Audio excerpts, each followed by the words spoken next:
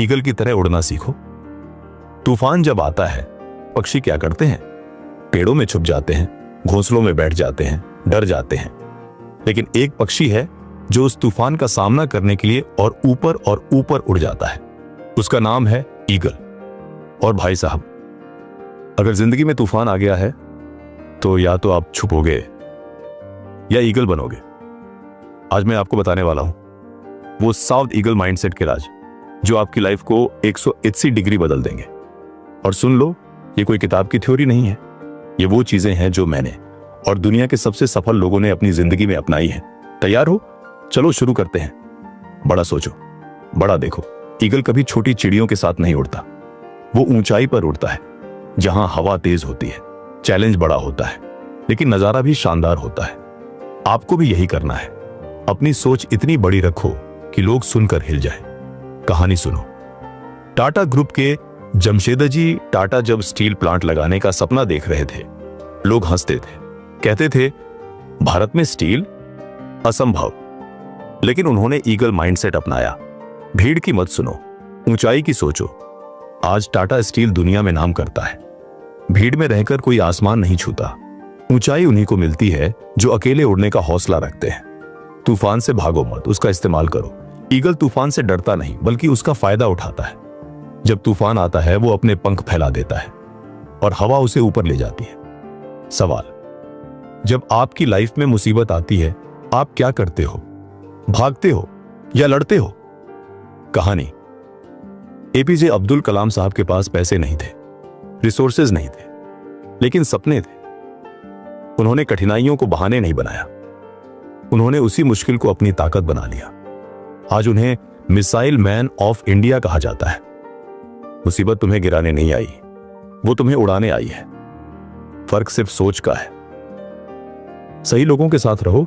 Eagle सिर्फ eagles के साथ उड़ता है, क्योंकि वो जानता है गिद्ध मृत चीजें खाते हैं और गिद्धों के बीच रहकर उड़ान नहीं मिलती। आप जिन 5 लोगों के साथ सबसे ज्यादा समय बिताते हो, क्या वो आपको आगे बढ़ा रहे हैं या पीछे खींच रहे हैं? डॉ वीरेंद्र सहवाग ने अपने करियर में वही लोग चुने जो उन्हें मोटिवेट करते थे। कोच, मेंटोर और टीम। गलत लोगों से दूरी बनाई, सही लोगों से जुड़ गए। नतीजा, दुनिया का सबसे आक्रामक बल्लेबाज। गलत संगत आपके पंख काट देती है, सही संगत आपको आसमान देती है। धैर्य रखो, लेकिन तैयारी करते हुए ईगल कभी बिना तैयारी के हमला नहीं करता।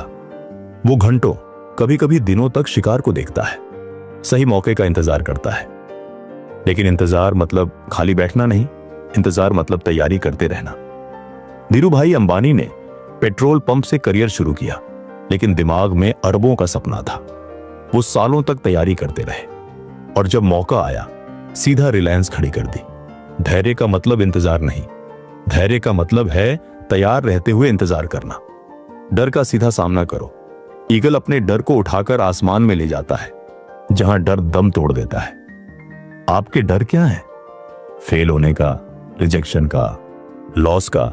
इनसे भागोगे तो ये आपको खा जाएंगे, सामना करोगे तो ये खत्म हो जाएंगे। रतन टाटा ने नैनो लॉन्च की, लोग मजाक उड़ाने लगे। उन्होंने डर को अनदेखा किया, अपना काम किया और आज पूरी दुनिया उनका सम्मान करती है। डर हमेशा सामने से मारो, क्योंकि पीठ दिखाने वाले को डर कभी छोड़ता नहीं। बदलाव को अपनाओ।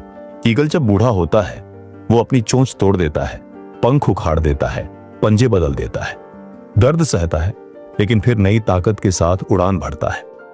स्टीव जॉब्स को अपनी ही कंपनी से निकाल दिया गया, लेकिन उन्होंने बदलाव अपनाया, नई कंपनी बनाई और फिर एप्पल में लौटकर इतिहास बना दिया। बदलाव दर्द देता है, लेकिन वही आपको नया जन्म देता है। ईगल सही वक्त का इंतजार करता है, लेकिन एक बार टाइम आ गया तो झपटता है। आप भी जिंदगी में मौके का इंतजार करो, लेकिन एक बार मौका मिले तो बिना सोच समझे पूरे दम से हमला करो।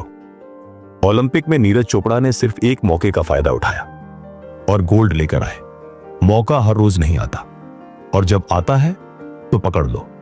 जीवन में सबसे बड़ा पाप है मौके को आते देखना और उसे छोड़ देना।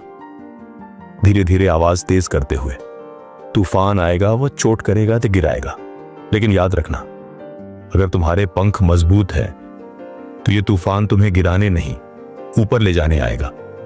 आज से फैसला कर लो, भीड़ में रहना है या ईगल बनना है, डर में जीना है या आसमान छूना है।